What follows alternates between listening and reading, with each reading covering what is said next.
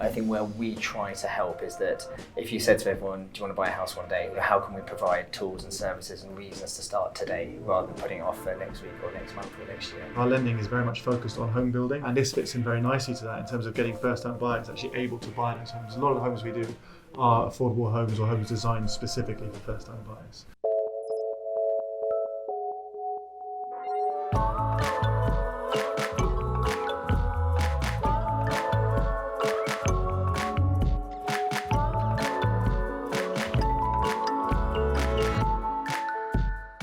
Today I'm joined by Amir Nooriala, the Chief Strategy Officer from OakNorth, and Charlie Mortimer from Moneybox. So we want to talk a little bit about the way that you guys are working in partnership today, and then basically we can roll on from there to talk about how partnerships are working in general and what you guys are doing. I'm the Chief Strategy Officer at OakNorth. I joined 13 months ago to be the scale-up COO, so I was more heads down operational. And then one of our co-founders, Joel, asked me to take over the strategy agenda for the firm. So I've been doing that for the last few months. So that's more on the outward-looking investments, acquisitions, partnerships like this.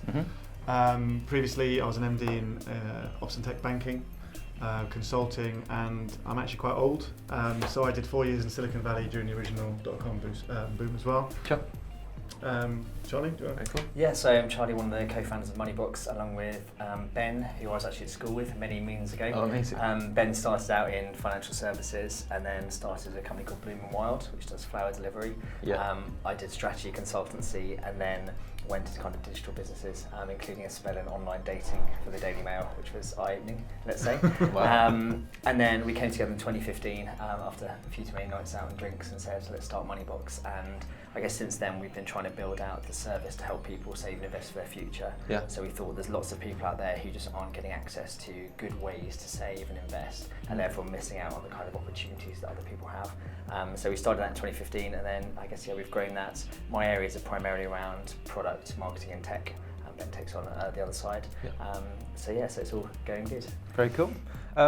More specific to your companies, Amir, could you tell us a little bit about the key offering of OakNorth? What are you guys working on? Yeah, absolutely. So we're a digital, we've been formed to look at SME lending, specifically debt financing. So when a company is at the point at which they're cash flow positive, they're profitable, and they want to grow, but they don't want to dilute ownership. Mm-hmm. So they take out some debt financing, i.e. a loan.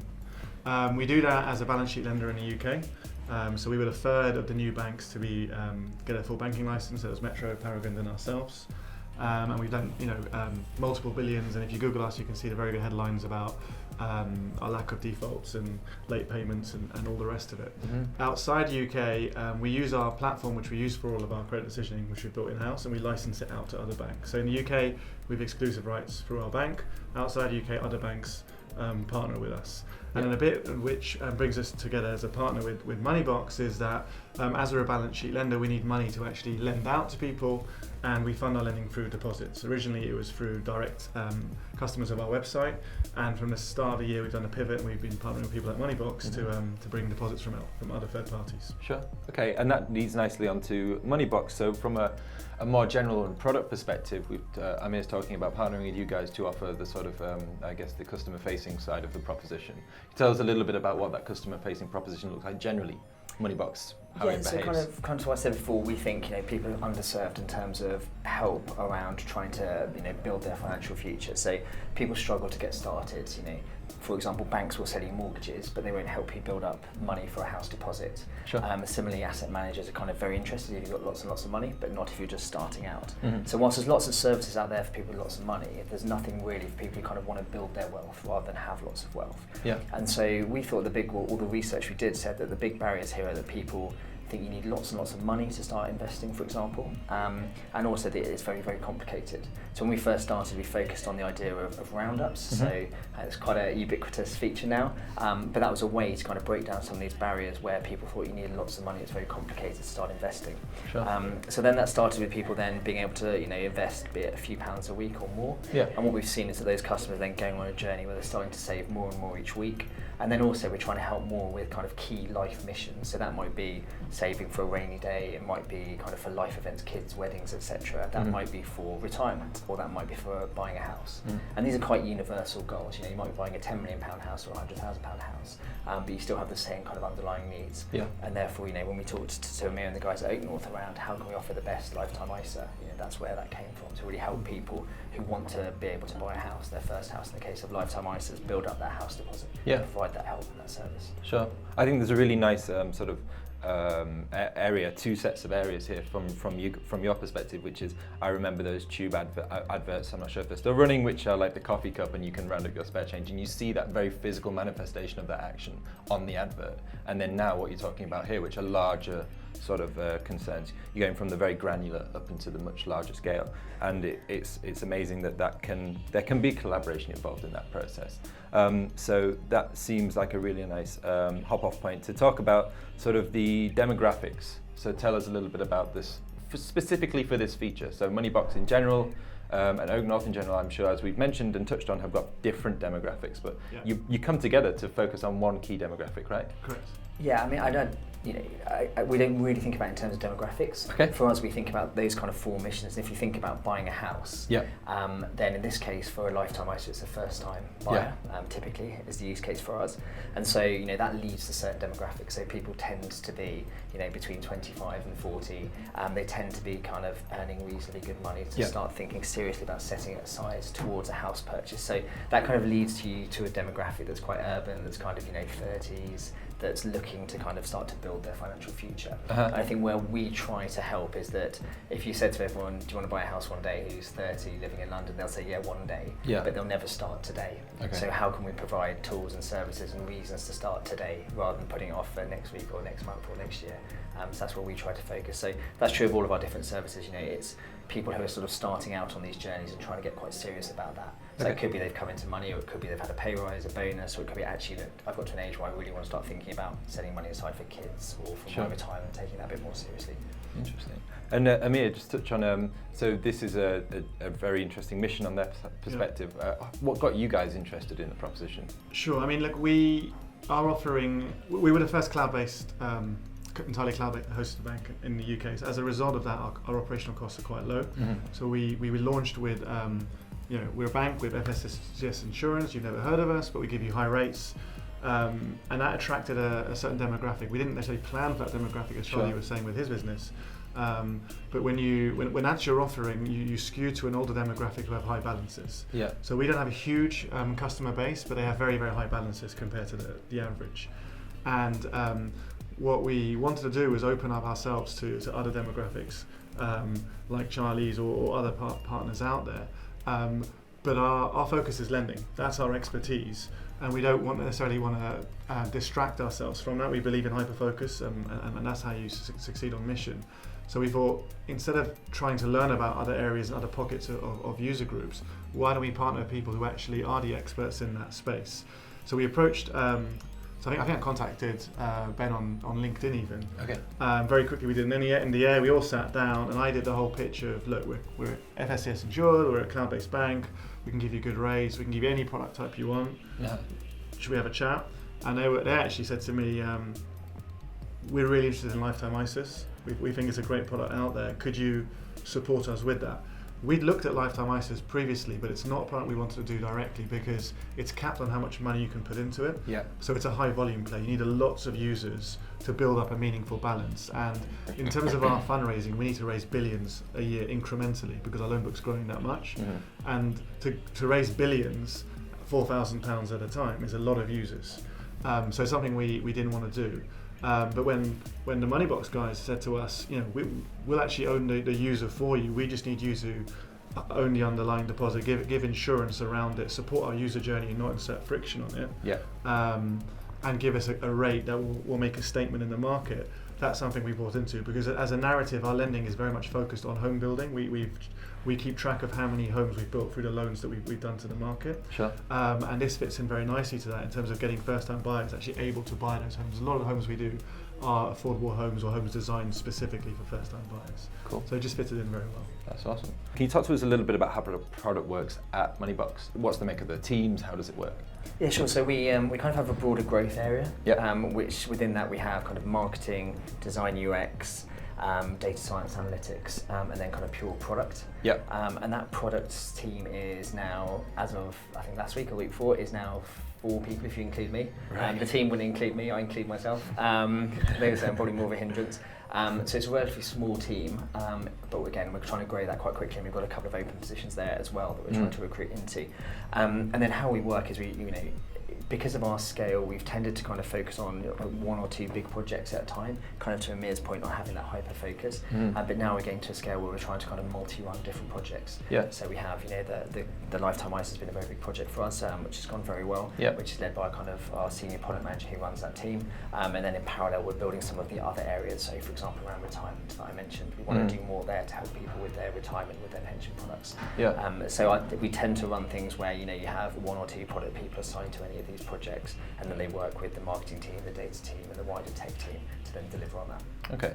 And Amir, from your perspective, how do you go about delivering the sort of the products that you offer in your case, which are a little bit more abstract than maybe the side of things? But what does that operation look like?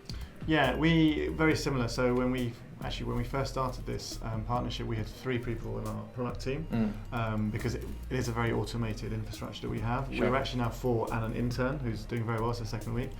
Our product team are focused very much on pricing and how to differentiate products. So what we look at is it actually cheaper for us sometimes to price a product higher that's a more streamlined product, and therefore there's less operational cost to it. Okay. So that's where a lot of our kind of data science goes into is price elasticity in terms of pricing for products and how much volume it drives, and then what is the actual full cost of ownership of that product, comparing them and making decisions on where we want to bring that volume in. And then obviously the other side of it is we need to match the kind of the lifetime of a deposit with our lending. Our lending is multi-year, so we ideally don't want easy access type money. So something like the Lifetime ISA, which is based around a goal, which is years ahead, is perfect for us because it matches up very nicely to our lending. And I guess there's natural friction in place there in the sense of that there is a penalisation which happens. Correct. So you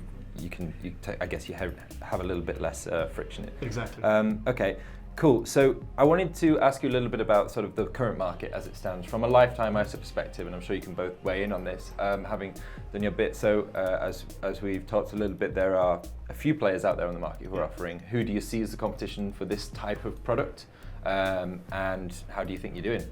So I think the challenge with Lifetime ISAs is that they're kind of not as popular as they should be. Yes. So if you look at, say, for example, Help to Buy ISAs, they were hugely more popular than Lifetime ISAs are, even though if you kind of compare them side by side, for someone who's looking to buy their first house, Lifetime ISAs tend to work better, with some caveats. And I think the problem with this was that when the government introduced them, they have the twin aims of potentially for retirement, and then for first-time house buying. Okay. And the press seemed to pick up more on this retirement angle and say, look, actually, you've got to think very, very hard whether this is a good thing to do for retirement. You definitely don't want to stop contributing to your workplace pension, etc. And that became the story. And everyone seemed to lose the fact that actually if you're a first-time buyer and you're committed to doing that, then this is a really, really good product. So I think the big challenge actually kind of in the broader market is how to kind of spread that message so that people who are thinking about buying their first house will actually go down the route of taking out or at least considering a Lifetime ISA, because there are huge benefits to be had. I think the providers offering it, none of the sort of big high street banks have really pushed it as well, which I think has made a bit of a difference, which is different to Help to Buy. But it is a really, really good product for the right people. So I think trying to get that message out is really the key thing, rather than kind of fighting for people who are buying them. Absolutely. And a comment here I think is we're going to take a look at how we can actually apply for the product on the app. But there is when I was taking out my own product, I had to go to a branch, and there's the typical friction which we know about banking, and it's not as if there is an online process for these sorts of things. I guess it's still very young, but that must have been a big thing for you guys to try and be like, how do we figure out how to make this happen? on the mobile and make it a digital first proposition? Yeah, I think definitely, and I think the other challenge is that whilst it's a brilliant product for the right people, if someone takes it out who it's not right for, it's not a good product because of the penalty that you mentioned. Exactly. And I think everything through the lifetime ISA is always designed in a way to make it more complicated in terms of the regulation. Yeah. So for example, you get a 25% bonus, so £100 becomes 125, but then you get a 25% penalty, which is more than £25. Yeah. So you end up losing £6.25 if you do that.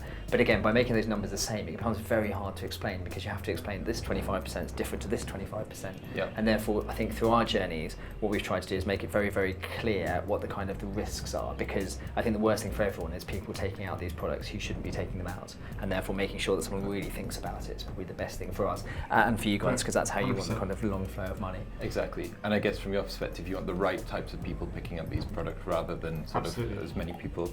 Awesome. So I think that's a really nice place to start. And what we're going to do in this first journey is take a look at how a user will apply for a product. So this is the account opening. So it starts off, you can connect with a range of different banks to sort roundups here. And there is going to be sort of a nice sort of bit of functionality here which you can play with before moving on to see some of the other functions. This is a direct debit introduction function, and really nice easy flow here, and can enter our sort code. And then we've got the ability, quite a limited number of questions per page. These are very designed, sort of led decisions, I guess, to make it as easy as possible.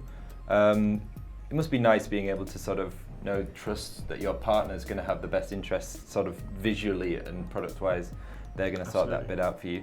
And then onto the LISA declaration. So this is a little bit of an overview of what's going to be happening from a risk perspective, entering in the NIN, and we will move on to the sort of onboarding flow for it. A really nice little congratulation, little delight factor there, and then we get going. So there, I guess, what's going on here? So we've added a bit of money here. Is that from the direct debit?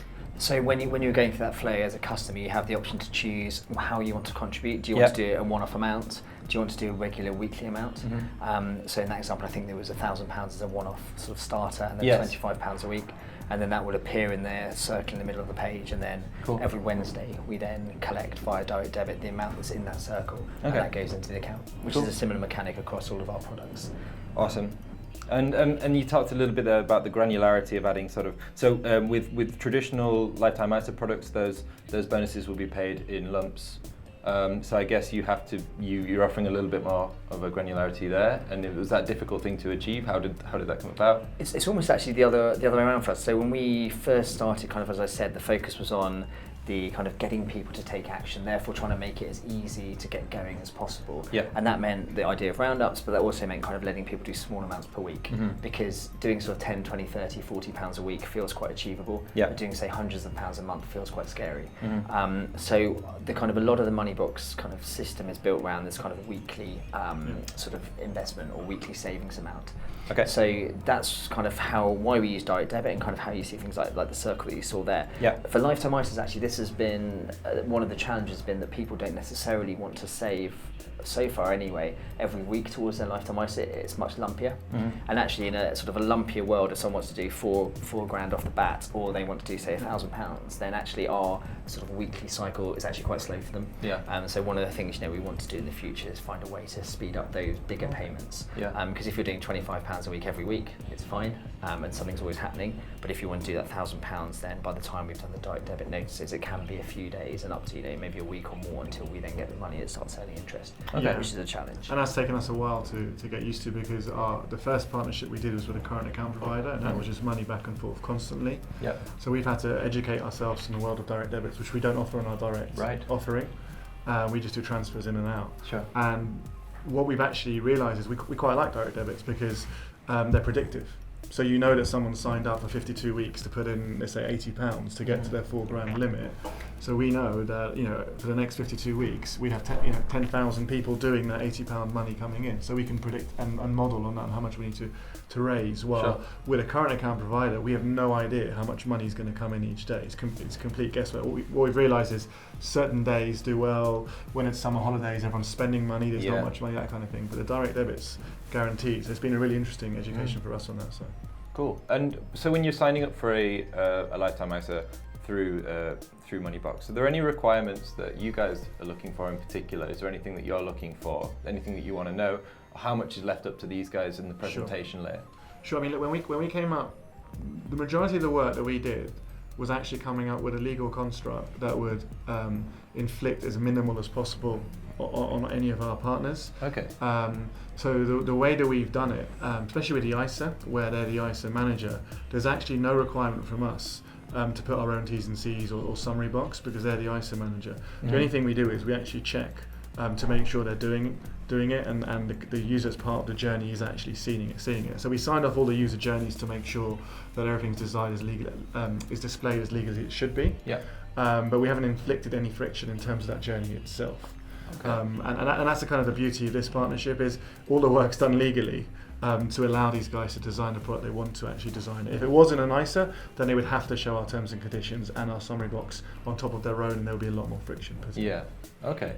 And so what does that sort of mean from a product end for you guys? So implementing this legal bit of work that's been done, was there anything in particular you had to think about when that was happening?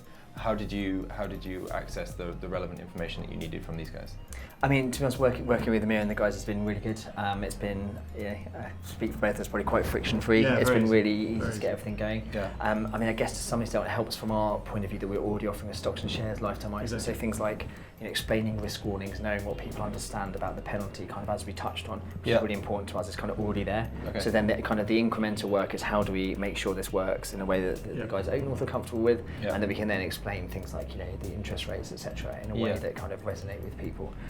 So that bit's been relatively easy. I think the hardest one for us has been, the whole kind of, this is the first time we've done a kind of interest-bearing product. So all of that side, the ops around that has been, the big bit for us, which you don't really see here, that kind of more infrastructure piece. But that's all gone very smoothly, touch wood. So I think all of it's been relatively easy. Some of it's been, as I said, like around direct debits. Those mechanics aren't probably perfect for this product. Okay. So that's something we need to think about. But I think so far, it's been relatively smooth. Yeah. I mean, the point to stress there is being kind of an investment platform, they're actually very regulated anyway. Right. If you think about the current account providers out there in the market, a traditional bank, like you said, would require you to come into the branch, with a passport or whatever else, and they're going to copy it and all of that. And they want your name, they want your address, your date of birth, they're going to verify your address, last 3 years you've lived, that kind of stuff. If you then go to the app-based current account providers, they're focusing more on name, date of birth, and a selfie with your driving license kind of photo. Yeah. That doesn't work for an ISA. For an ISA, you need things like national insurance number as well on top. These guys already collect all that information. So when we did the kind of internal due diligence on each other, we realised, because they're, like you said, you're already doing stocks and shares anyway. Yeah. They've got all of it. So it's a very, very quick win to get this product live as well. So it's just a very good marriage, to be honest. Cool. And so with to your point there about onboarding and those kind of KYC requirements, current accounts will rely on external players, so third parties like Onfido and Authentics and companies like that. Do you guys have to rely on services like that? Do you do any of do it yourself, or how does that work? From both your angles, I guess. Is there a responsibility for you both to do that sort of thing? Yeah, so very much for us, as Amir says, we're regulated across offering investment products, offering pensions, ISA manager, lifetime ISA manager, etc. So we have quite an extensive set of permissions, so we do all of that ourselves, using third parties, as you mentioned. Yeah. And what benefits have you got from using third parties for that kind of thing?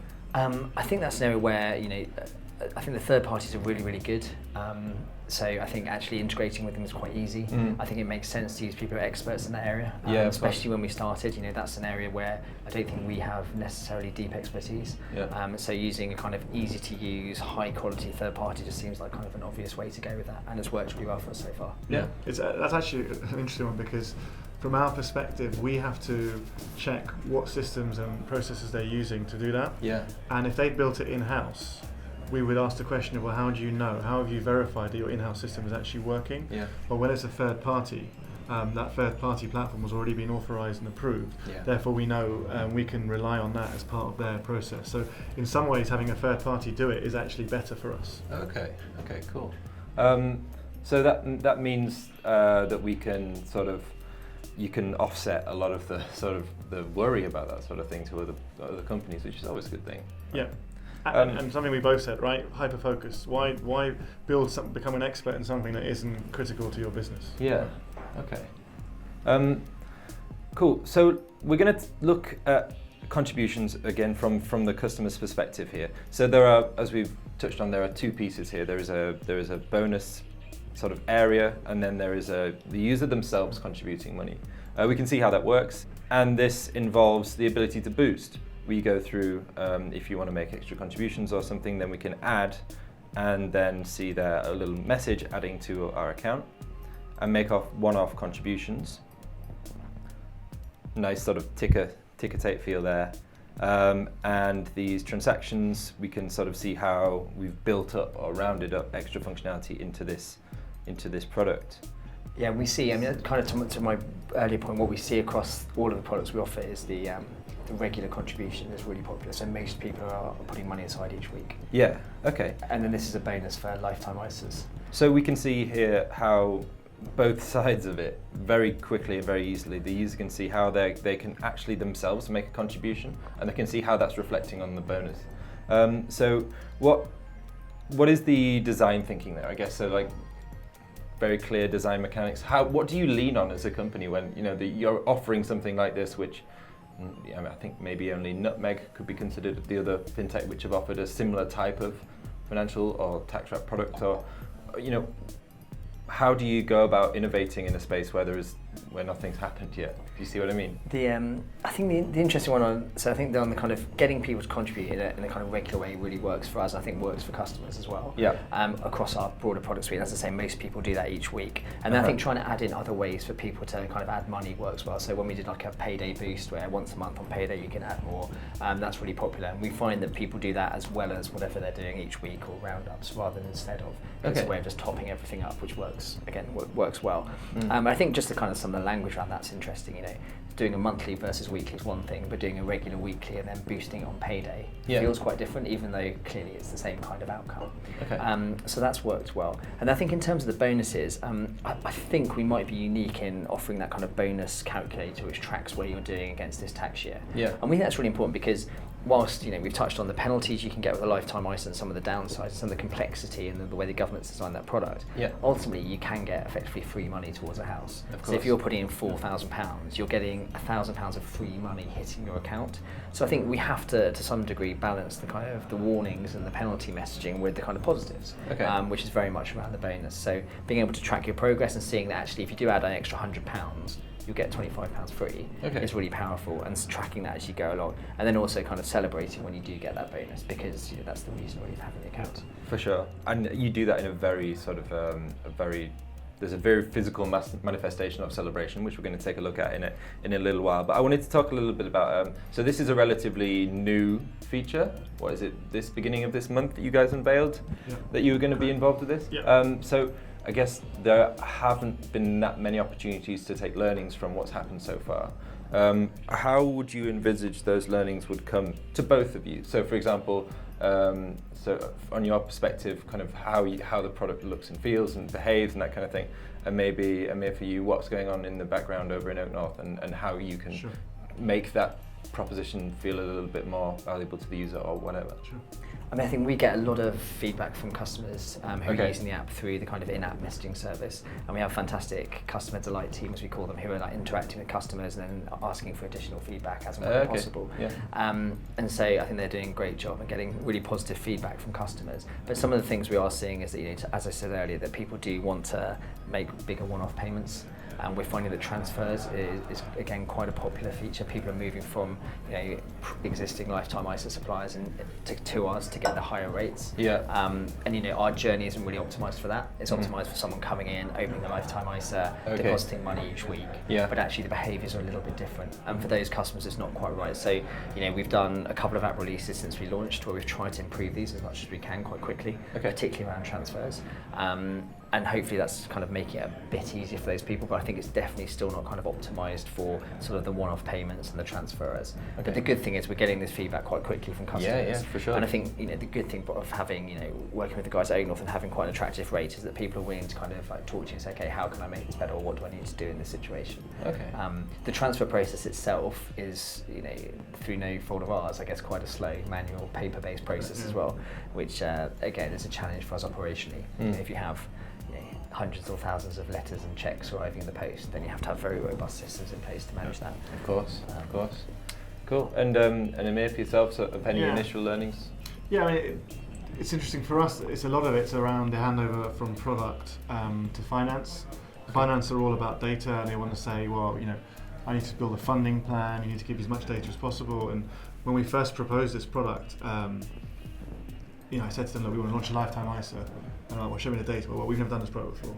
And I go, well, show us the data from the market. Well, no one's really doing this product, And then I had to do the pitch of, and we're going to do a rate, 0.3 bips higher than anyone else in the market. Like, why were you doing that? That's crazy, So what it's taught us is that if you design an elegant product with an elegant user journey, even if it's currently an underserved market, you can create a market. And I think that's what we've done together with this partnership. Is we've made a product that's gained a lot more traction than anyone expected, and the volumes have kind of superseded our expectations by a massive way. So I think on our side, I think finance have kind of opened up to doing things that we don't necessarily have years of data to show them, but we can extrapolate from what we have, and they can model with that. And on our side, it's working with partners and seeing what other niches there are that we can unlock through a partnership. Okay. I think on the coverage point's really interesting. I think across the OakNorth team and the Moneybox team, I don't think we were hugely involved, but the amount of kind of traction in press or TV, Absolutely. Martin Lewis on Good Morning Britain talking about this as like a new thing that people should be thinking about. Yeah. It's really positive, I think, for both Massive of us. boost, So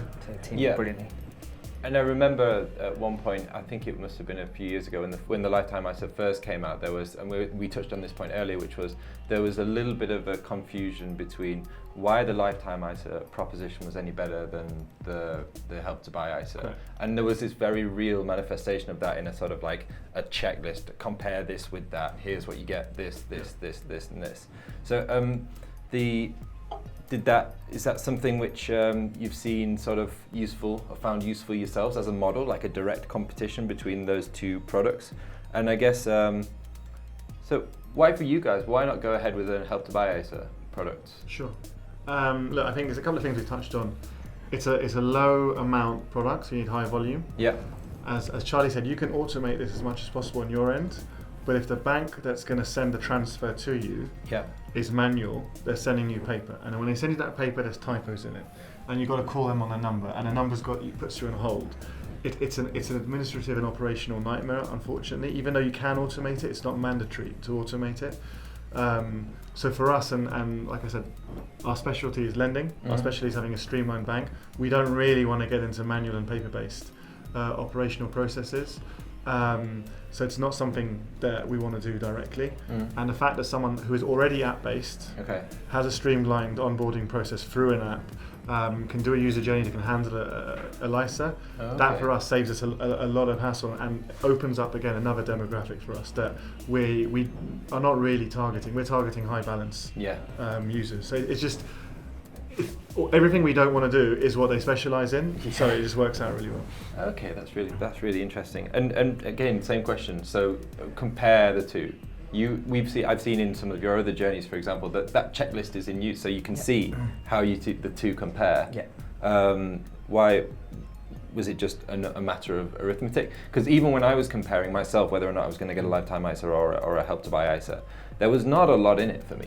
In terms of they're both very good offerings, and they're both offering a good range of products. So what tipped you over the edge to offer that? I think the kind of Help to Buy is typically run as a kind of cash, as an interest-based product, and obviously we specialise more in the investing side, where stocks and shares, lifetime ISAs are much more possible.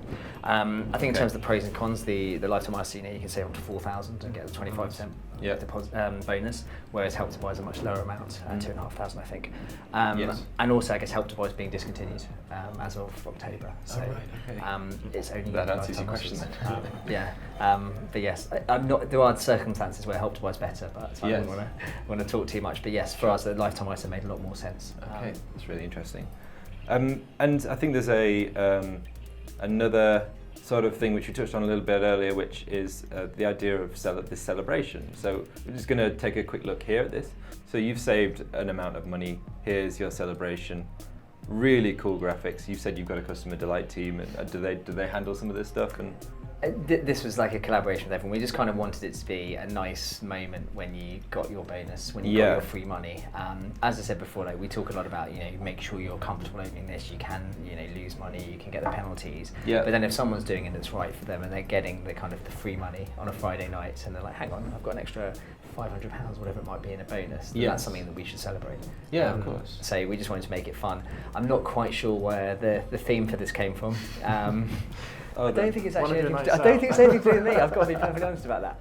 But we just thought we want to make it fun, so people go, okay, hang on, I've been saving towards something kind of slightly virtuous, like buying a house. I'm actually on that journey, and let's just have some fun with that. And there's a lot of research to say that customer delight is one of the most important reasons for them continuing on with using propositions and things like that. So is that have you had responses to people from this kind of thing yet? How have the people been feeling about being celebrating their kind of bonuses and things? Yeah, we get really good feedback on. I mean, it's free money. If you're going to celebrate something, celebrate getting free money.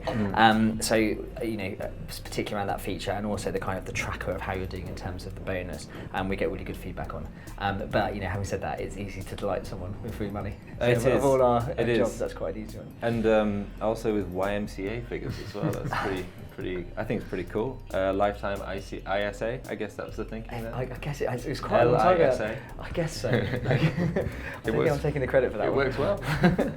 Can you talk us a little bit about this customer delight team that you mentioned? So you said that they follow up with users about how stuff's going. Are they involved in the design in that capacity as well? Is that part of the product feature? Moneybox? Yeah, I mean, I think when we're designing any new feature, they tend to be led by the product team, but then with input from across the business. So our customer delight team are the guys talking to customers day in day out, so they have invaluable feedback on what's working, what's not working, what the pain points are. We occasionally run like mini surveys and stuff in the app to help with that as well. But then also we get feedback from lots of other areas. And actually, for the lifetime ISA, so the cash one that's here, a lot of that's around how can we make it work in a way that fits with these guys, that we can make kind of obviously compliance is a huge concern for us. So any new feature has all of the, as you'd imagine, I guess, all of the different inputs across the business. Where existing customers is a very, very important one, but not the only one. Yeah, for sure. And on that, so you're talking about the way that Moneybox works with other companies. Of course, Amir, you guys are currently working with, you described them earlier as another current account provider. But is this something which is part of your longer term strategy as a company to be offering these sort of plug-in and play? Absolutely. I mean, we believe we have the world's leading SME lending credit decisioning platform, and our focus is executing on it having world-leading market share in that space. That's what we want to focus on. But we still need to fund our lending in the UK. And when it's billions, there's a limit to how much we can bring in directly. So this is definitely a strategy of ours. We've got a pipeline of people we're currently talking to. We don't want to saturate the market too much, so we're picking what we believe are kind of the category leaders. Across the spectrum. Right for you as well, I guess. Yeah, exactly. You want to protect your brand. You want to work with people who follow the kind of the same company ethos that you have. As the user base will work well together, that kind of thing. So it's definitely a key thing for us. but we see it as something separate to the lending. So the lending carries on, and Yes. there's like this train that's going off, and we need to put fuel in that train. And so that's part of my remit, is to kind of be the face of us with the fintech community and bring these partnerships together. Yeah, and so does it work in a similar way to how it's worked with Moneybox in terms of if they've got an idea that they want to come to you with, a lifetime ISA, for example? Absolutely, yeah. That they come forward with that idea, you you discuss the ways of working. Absolutely. I mean, ultimately, a savings product is a savings product. Mm. So how do you differentiate yourselves? Well, to our borrowers, we bill ourselves as the bank for entrepreneurs. Yeah. We take the same kind of idea to how we do partnerships as well. So we're incredibly flexible. We'll do any type of savings product you want, any sort of duration you want. We can talk about the pricing of how we do it. Yeah. So it's all about flexibility and ease and speed to work with. So we did this actually very, very quickly. I think from that initial kind of contact from myself to Ben and Charlie to actually agreeing that we're going to do this, I don't think it took more than a week or two. It wasn't a very hard thing to agree. Wow. Okay. And then it was more about the user journey and making sure it was fully compliant, but also as user-friendly as possible. Mm-hmm. That's where the work went into it. The two companies like ours, you want to work with each other. It's more like, do you actually have an opportunity to work together? And we had one, so it was very easy to kind of come to agreement. Exactly. Okay. And Charlie, for yourself, is that a similar sort of thing for you guys? Are you looking to work more with people in the future? Are you working with other people currently? What's the plan there? I think, kind of to what I was saying before, we have the kind of 4 overall kind of savings or investing missions around rainy day, around retirement, around kind of life events and house buying. So for us, if there's anything that we can kind of do there that fits into any of those boxes, then we're really, really keen to do that. So, things like rainy day, we only offer investing, but actually some shorter term cash products could be interesting. Yeah. Again, around retirement, it's probably not something for cash on the other hand, but there's a whole spectrum in between. And so where it fits, and this fitted perfectly, as Amir said. So, would love to do more partnerships with the right people. Awesome. Cool. Well, that's all the time we've got for today. Thanks very much for tuning in. Stop by next week where we'll be looking through some other insights and user journeys, I believe with Yolt. So if you want to see a little bit more of 11FS Pulse, head over to pulse.11fs.com where you can request a demo for the product. So taking a look at some of these sort of user flows. Amir, Charlie, where can people find out about you guys and your companies? So my email is charlie@moneybox.com. Mm-hmm. So feel free to get in touch. Yeah, Amir.Nooriala at OakNorth.com. And you're on Twitter, I guess, all the user channels, that kind of stuff? I'm not allowed on Twitter. My wife works for a rival company, so I'm not allowed to do that. But I'm on email and I'm open to partnership discussions with anyone. Drop me a note. Cool. Well, thanks very much. See you later. Homescreen is a show about all things product and design, where we showcase some of the best examples of user experiences from the 11FS Pulse research platform, which includes over 2,500 user journeys from financial service products around the world.